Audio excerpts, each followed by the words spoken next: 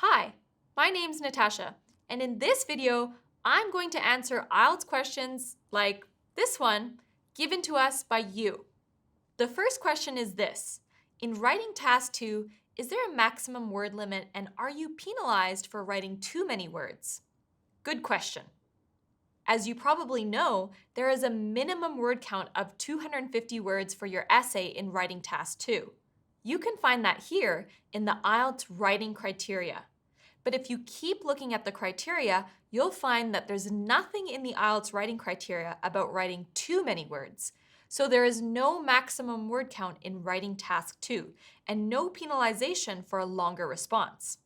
However, this doesn't mean that you should aim to deliberately write as long a response as possible. This is because the longer your response, the more chance there could be that you could include grammar mistakes, repeat information, or start to include irrelevant information, and the less time you'll have to check your work at the end. So, our best advice is to make sure that you write at least 250 words and that all your information is relevant to the question. We had another question that asked if writing a third body paragraph is a good idea. And again, since there's no maximum word limit, it's completely acceptable to write a third or even fourth paragraph if you think it helps your argument. But remember, the writing examiners are looking for the quality of your language, not the quantity. The next query is also about writing task 2. Can I write in task 2 a sentence like, in this essay, I will discuss both points of view in the introduction part? Yes, you can, but I'd recommend expanding on it further. You could write something like, in this essay, I'm going to discuss both points of view, weigh up the benefits and drawbacks, and explain why I think, for example, prevention is better than cure. I'll also mention that you should write, I am going, rather than I'm going in a formal essay, but writing I will instead is even better, so do that. The next question is for the speaking section. In IELTS speaking, how can I answer the examiner's questions if I have no idea about the topic? Another great question. Let me answer this with an example question. So on test day, you might be asked a question in the speaking test that you may not know the answer to. Maybe a question like this. Do people in your country like visiting museums? What happens if you don't know the answer to this question? Well, let me tell you what not to do. Make sure you don't say, I don't know. You can't get a high score in IELTS speaking if you don't speak for long enough, so you need to give a longer answer. First of all, it's okay to admit that you don't know the answer as long as you explain why and try to use interesting vocabulary and sentence structures. You could say something like, to be completely honest, I'm not 100% sure about the popularity of visiting museums where I live. You see, I've never visited a museum myself because ever since childhood, I've never had a passionate interest in history. To extend your answer, you can then make an educated guess. For example, you could say, I would imagine that many people do enjoy visiting museums though, because we have an incredibly strong cultural heritage here, and it's something that's highly valued and celebrated in my culture. Or, alternatively, you can extend your answer by relating it to what you do know and your own experience. For example, you could say, based on my lack of interest in visiting museums and the fact that most of my peers share the same disposition, I would imagine that it's not an overwhelmingly popular activity here. Similarly, if you get a question about something that you have no experience of, you can still give an extended response. For example, you could get a question like this. What was the last thing you bought online? If you have never bought anything online, what should you say? Well, as before, you can admit that you've never bought anything online, but you need to explain why. For example, you could answer this question by saying something like, oh, well, in all honesty, I've never purchased anything online. I'm actually very hesitant about online shopping because you can't really get a good sense of the quality of a product when you just view it on a screen. If you see a product in a store, however, you can touch and feel it, even try it on if it's clothing. so you're much more likely to make a purchase that you don't regret. Alternatively, remember that IELTS isn't an honesty test, so if you like, you can simply make up an answer. It can actually be a good way to pick an interesting idea to share. You could respond with something that's not at all true, like, "The last thing that I bought online was an LED disco ball. It's a plug-in device with rotating motorized prisms that send swirling patterns of brightly colored light all around your room. I bought it for my upcoming graduation as I'm planning to host a special celebration for my cohort at home." See, if you're not restricted to the truth, you are free to say something even more interesting. Remember, as long as what you say is relevant and demonstrates a strong command of the English language, then you will still receive a high score. Now, when it comes to buying things online, maybe consider one of our IELTS courses at e2testprep.com. You'll improve your IELTS skills and be able to truthfully answer that question on test day. Now, here's another IELTS writing question. How can we recognize the IELTS essay type easily? Well, the essay type should be clear from the wording. Look at this Writing Task 2 prompt. It says, "The number of internet users around the world has risen from just under 2 billion in 2010 to over 5 billion today. That is a rise from around 28% of the global population being online to almost 65%. Do you think this is a positive or a negative development?" This is an opinion essay because of the question, do you think this is a positive or a negative development?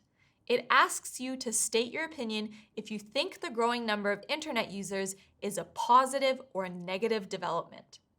With a little bit of essay practice, you will be able to recognize essay types easily. When it comes to test day, make sure you read the prompt carefully and write a clear response to the question. Our next question is, could you suggest some podcasts to improve my speaking skills? Podcasts are a great way to hear confident English language speakers learn new ideas, new vocabulary, stress patterns, and pronunciation. We recommend listening to 2 types of podcasts. The first type of podcast you should listen to is a podcast about a topic you find interesting. It could be a podcast about sports, news, or just one of your hobbies.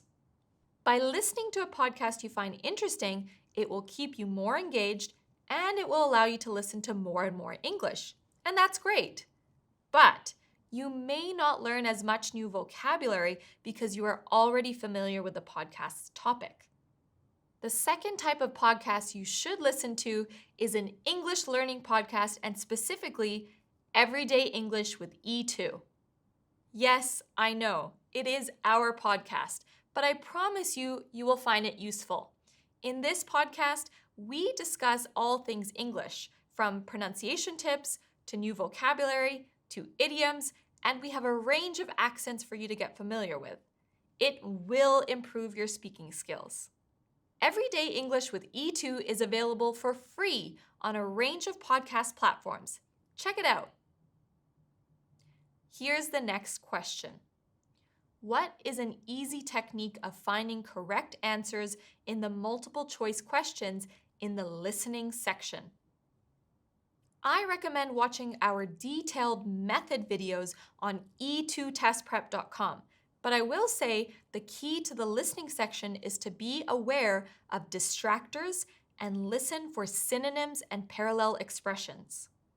Now, our next query wanted to know how to study synonyms of words and parallel phrases. Simple. Get a thesaurus. Either a hard copy like this or online is a useful reference book for synonyms and parallel expressions. It's full of them. Everyone learns differently. You can make lists or recordings to help you remember. This next question asks, how long does it take to get your IELTS result? This varies a little between centers and countries.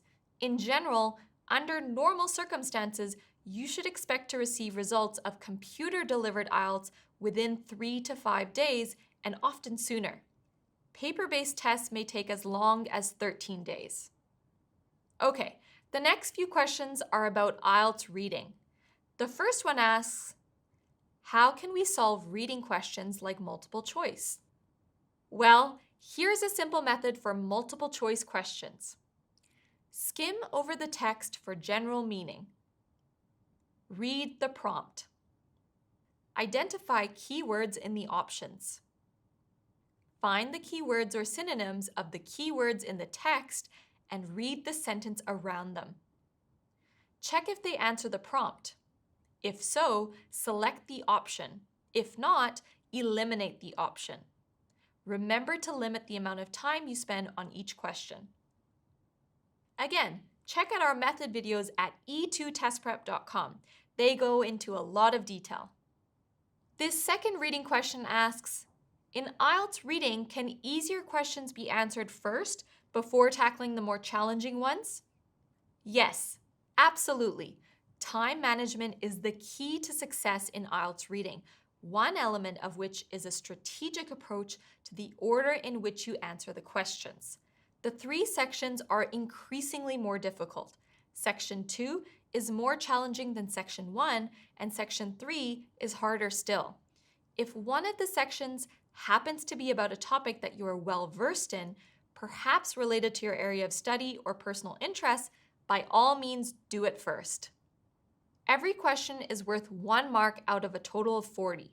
You have 60 minutes to complete the test, so you can work on an average of 1.5 minutes on each question, and around 20 minutes in total for each section.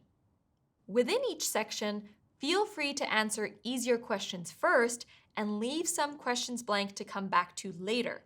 Make sure, however, that you leave no answers blank at the end of the test.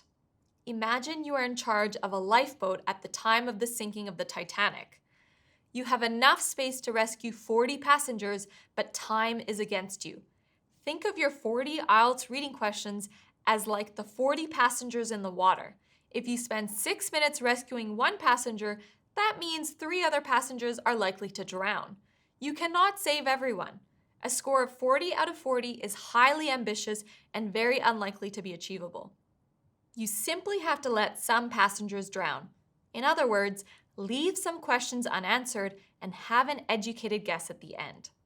Think of the movie about the Titanic. Let Jack drown.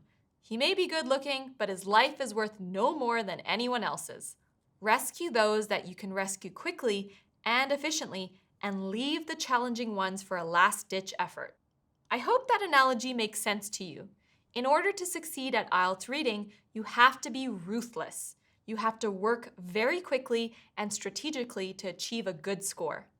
Now I'm going to try and answer 3 questions at once. They're all asking for tips for IELTS reading. My piece of advice for the reading section is quite simple. Learn the strategies. Each task will have its own technique that you need to learn before test day. You can learn some of these by watching our older videos or attending our live classes at E2 Test Prep. I also recommend redoing the practice past paper tests from Cambridge IELTS 8 to 18. Don't mark them yourself. Ask a friend to mark them so that you can re-attempt the questions that you got wrong. Repeat until you have all 40 questions correct. Okay, here's a question about how you write your answers. Can we write answers in all caps? Yes, you can write your answer in all capitals. However, I would advise against it as it may alienate the examiner marking your work. It is more difficult for the marker to read, and it may lead you to achieving a lower score as the marker will not be able to accurately assess your understanding and use of capital letters and other punctuation. In short, you can, but I wouldn't recommend it. If you are doing a paper-based test and your handwriting is very poor, then it might be a sensible option. All right, here's an IELTS academic writing task 1 question. How can I use the word the joint highest in writing task 1? You can use the compound adjective joint highest to describe 2 entities that share the highest position in a group. I'll start by showing a not-so-good example. New Zealand and South Africa are the joint highest winners of the Rugby World Cup with 3 wins each. The word joint highest is not common and it is often quite clumsy both grammatically and semantically, as in the example, so be careful with its use. It would be clearer to say, New Zealand and South Africa have each won the Rugby World Cup 3 times and share this record. So, that was writing task 1. Let's have a look at another writing task 2 question. Here's one that asks, in IELTS writing task 2, in tasks that ask you discuss both views and give your opinion, is it okay just to give your opinion in only the introduction and conclusion and not in the body paragraphs? The short answer is yes. It is absolutely okay to give your opinion just in the introduction and conclusion paragraphs. The body paragraphs provide the explanation of the opposing views, ideally one paragraph dealing with each side of the argument. This should be backed up with supporting points, explanation, extension, and examples. Your opinion, which can also be described as your position, should weigh up the two sides and state which one you feel is the strongest argument. This position must be included in the essay, ideally either in the introduction, the conclusion, or both. In the introduction, you can write, for example, in this essay, I will discuss both views and explain while I agree that, when all points are considered, I think that it is better to study a second language by immersing yourself in the culture of a country where it is widely spoken.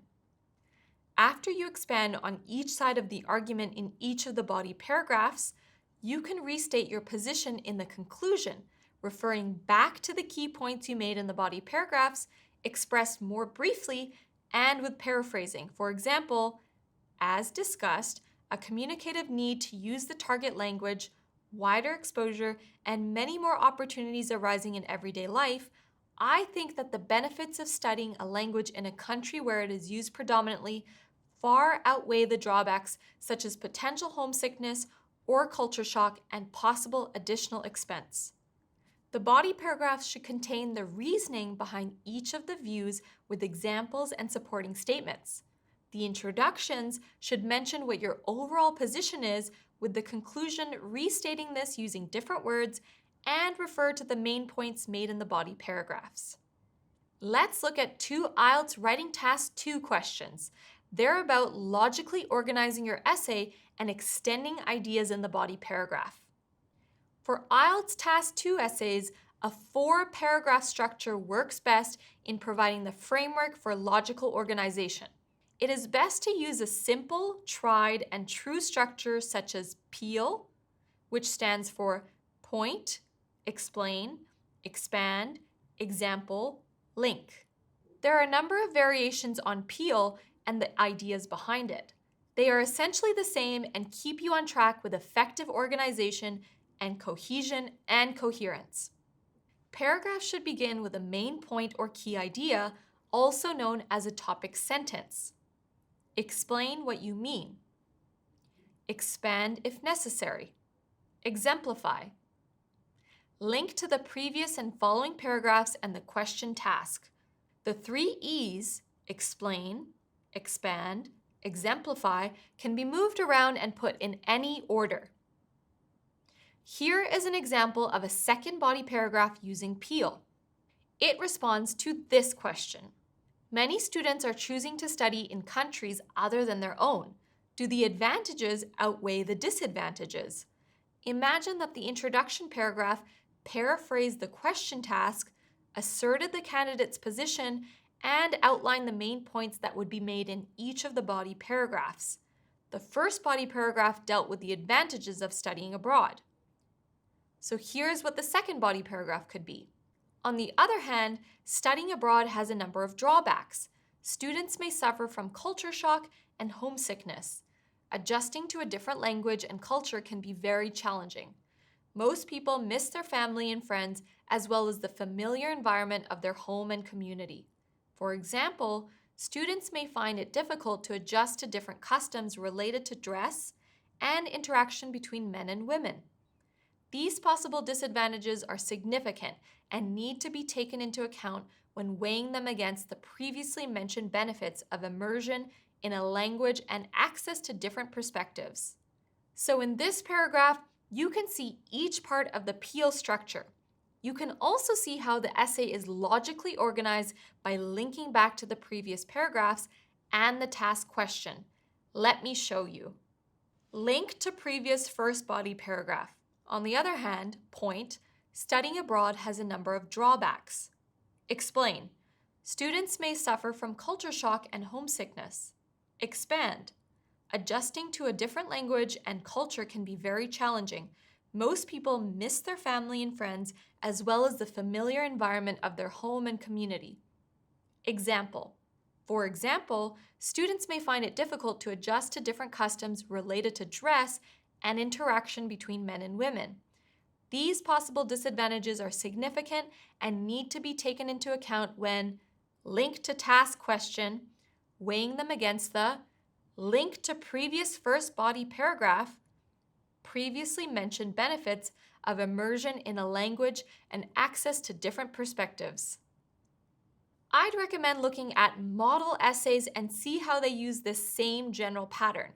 Use your own ideas and language with which you are familiar and confident. Keep it simple and you'll do well.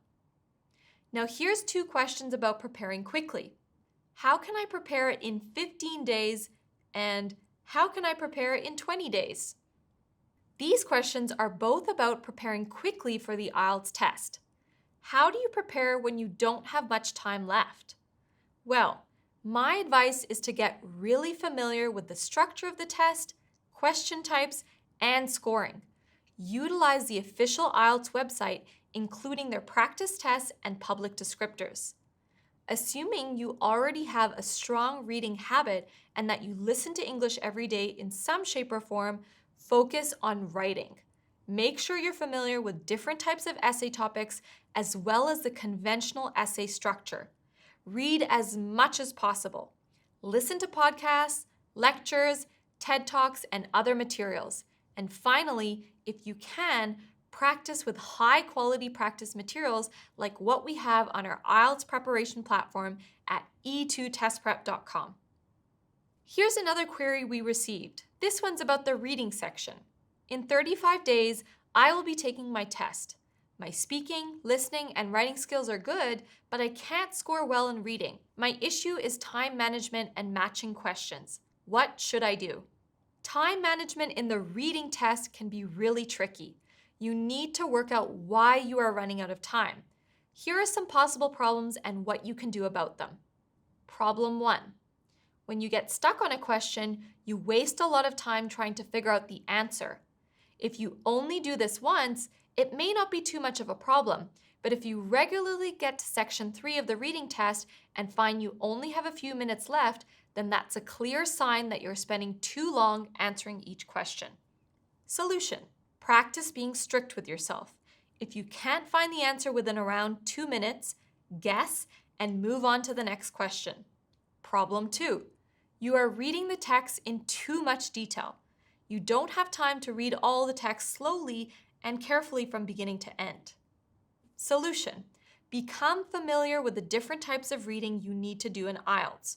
For example, can you use scanning skills to find keywords in the text that will help you find the answer instead of starting at the beginning of the text and reading carefully until you find the part you need?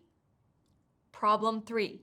You are spending too long looking for the right part of the text to answer the question. Solution. As well as practicing your scanning skills, we always recommend students start each part of the test by spending a couple of minutes reading the text very quickly. Do this before you even look at the questions. It may seem like you're wasting time, but it will actually save you time. If you quickly read the text, you will know the topic, you'll have an idea of the main ideas it covers and keywords it uses, and more importantly, it will get you familiar with the structure of the text. Then, when you look at the questions, you will already know which part of the text you need to look at to answer them. Try these strategies out the next time you practice IELTS reading and see if they help you to answer the questions more quickly. Here's another simple question about time management. In IELTS writing and reading, how can we manage the time? How can we set the timer? The time will be visible to you during the test. In a paper-based test, there will be a clock visible and the invigilator will write and cross off times on the whiteboard as well as periodically announcing how much time is left. In computer-delivered IELTS, there is a timer visible on the screen. This is an interesting question. Can we use a mechanical pencil on an IELTS test? In nearly all exam centers around the world, only wooden pencils can be used. Many exam centers provide pencils. You may bring several wooden pencils if you wish.